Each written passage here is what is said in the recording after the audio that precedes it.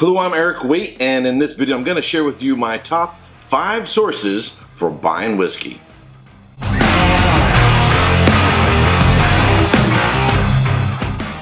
Now, my favorite place to buy whiskey from is actually straight from the source and visiting distilleries. However, that can be a little bit challenging because it requires a lot of travel around the world, whether you're talking about going to Scotland, Kentucky, Texas, or even in my home state of California. So I'm not going to put the distillery as part of my top 5, even though I've got a large collection of distillery-only whiskeys, because maybe that's not going to do you so much good. But if I was going to make top 6, I would probably put this within the top 6. All right, so my number 5 favorite means of finding whiskeys, and particularly sometimes some really hard to find bottles, is actually my local independent whiskey shops. A lot of your local whiskey shops don't put their inventory online, or if they have their inventory online, mostly what they have are the common bottles you can find just about anywhere, because maintaining, upkeeping a website is timely and it can be expensive, particularly for small mom and pop whiskey shops. So if you have a local whiskey shop and they have their inventory online and you look in there and you don't find anything that you really want, try dropping in and checking out anyway, because I have had some actually killer finds at whiskey shops that didn't put the bottles that I wanted online. In fact, one in particular was a whiskey shop in the San Francisco Bay Area, in which one day I walked in and there was a half a case of the Ardbeg Drum Committee release, and the owner of the shop was willing to sell me all 6 bottles. Coming in at number 4, I probably buy more whiskeys online than I actually do in visiting shops or going to a distillery. So the challenge is what state you're in, or where you live, and whether or not they can ship to your location. All right, the law is different, and so what I'm sharing with you for this might not actually work for you. But my number 4 is the large retailers that actually ship directly to the customers. Here in California, I'm pretty fortunate in terms of the receiving end, and FedEx or UPS, if I'm not home because somebody has to sign for the bottle, I can always arrange to have it to pick it up directly at a local FedEx or UPS. Post office, yeah, it's not going to be my source for receiving whiskeys, but the large reputable whiskey shops that ship, such as, if you're in the EU or the UK, Master Malt or the Whiskey Exchange. Now, Master Malt can't ship here to the United States, and I don't know where Whiskey Exchange at the moment is, although I've had stuff from the Whiskey Exchange, and I picked up directly from the Whiskey Exchange.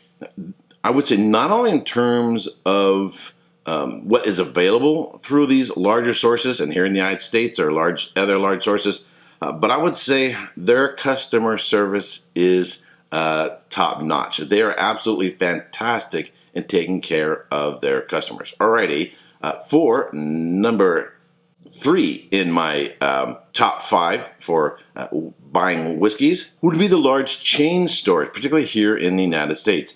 Total Wine & More, and that can sound like an advertisement. And actually, I was recently in Austin, Texas, and there's like 5 of them in one town. In some sense, I know the big shops like this, they can become sort of like the Walmart of whiskey and wine. And, you know, there can be some concern that they may be pushing out some of the smaller mom and pop stores that can't compete in the inventory. They're challenged in competing with the prices. Nevertheless, Total Wine & More and BevMo, though BevMo seems to be fading out. I don't know how much longer they're going to continue to exist. Seems like Total Wine & More is putting up at least 1 or 2 stores in the neighborhood of every BevMo. But I would say Total Wine & More thus far has been an excellent source for buying more of the core range bottles. You're not really going to go there for the rare bottles, and even if they do get a rare bottle, it's long after it's already been released elsewhere.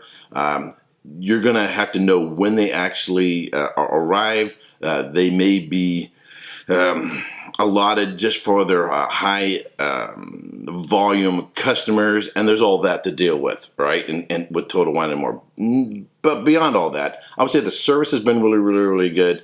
And in terms of the mainstream bottles that you're looking for, Total Wine and More has been really, really good. Now, if you're traveling out of state, for example, when I go to Texas, a lot of Texas whiskeys that I want to buy, some of them, which may not even be available at the distillery, I can actually find in Texas at a Total Wine and More. So number 3 is the large chain wine and whiskey shops such as Total Wine and More, BevMo, and so forth.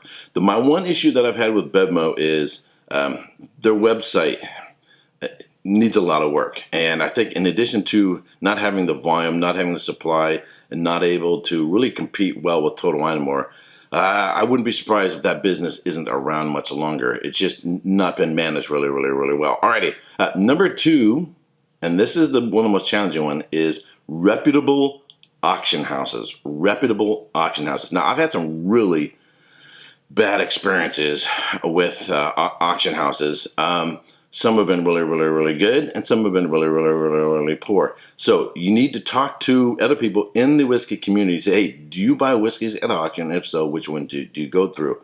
Some they've been on top of it, gotten the bottle right away. Some of them, whoever it is that they're auctioning for, has been a bit slow. And it's also because of tariffs and the current situation here in the United States, auction houses in the EU or in the UK have been a real challenge. And it seems that if you buy something on auction in the UK, in addition to the tariffs and then the shipping and handling all that, whatever it is you bid, let's say you bid $200 on a bottle, you can pretty much guarantee you're going to be paying $400 out the door due to the tariffs and the shipping. So auction houses, if you're going outside of the country, it's got to, because it's something you really, really, really, really, really, really, really want, right? Doing it for casual purchases is not going to be the way I would go with the auction houses. But if you're in the UK and you're in the EU and you have a good relationship and you've had a good history with particular auction houses, that would be the way I would go. Now, a lot of times if you're searching on the internet for particular bottles, often what's going to come up is going to be those auction houses. Now, one particular auction house that I did not have the best experience with was one called Catawiki. And you go, Catawiki? Never heard of it. They auction not only in terms of wines and whiskeys, but a whole lot of other products. And I just found it actually took me 4 months to get the bottle that I won on auction. So I will never again deal with Catawiki, Catawiki. Just really didn't have good service or a good response for them. All right, so my number one source for online purchases, is actually using the Wine Searcher search engine. So the Wine Searcher isn't a middleman that sells you bottles without letting you know who you're getting it from, right? I had that experience with Cask Cartel, and I'll never deal with them again. Actually, the Wine Searcher is just independent retailers are able to list their inventory and what they have available on Wine Searcher. So when you click on, say, looking for a particular bottle, you're actually going directly to the retailer. You're not buying from the Wine Searcher search engine. And I found them really, really helpful. One of the things I like about the website is it'll tell you on the website, when you're looking at it, whether or not it'll ship to your area. You can quickly scroll down, see who has the best prices, and then you can go to the online shop. Just click on that. Now, on occasion, I've had times where things have been listed on Wine Searcher, and when I actually went to the shop, it had sold out. So it wasn't being kept 100% up to date as to what the inventory of that one particular shop. So it was listed, but it actually didn't have it. They had sold out of it. So, and nevertheless, I found the Wine Searcher search engine has been one of the best means that I've used.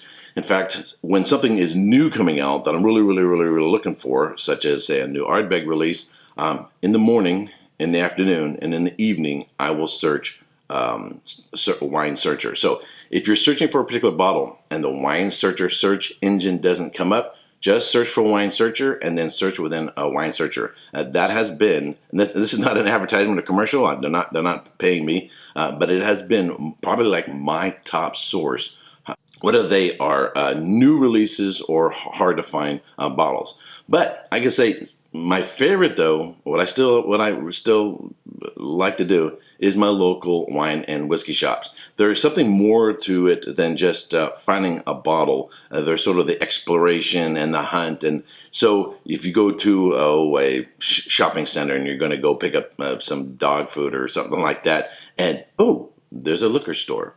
Well, just pop in, take a few minutes, look around, and look on the lower shelves. Sometimes you can find some old dusties. And you might think, yeah, they probably just, sell cigarettes and cheap beer and, your cheap whiskeys. Not sometimes you can find some really, really hard to find bottles. Alrighty, that's it for my top 5 sources for buying whiskeys. If you have others that you like to use and you want to share with the community, put in a comment section down below some of your favorite sources for buying whiskeys. All right, until next time, cheers. Hey, don't forget to subscribe and check out these other whiskey videos.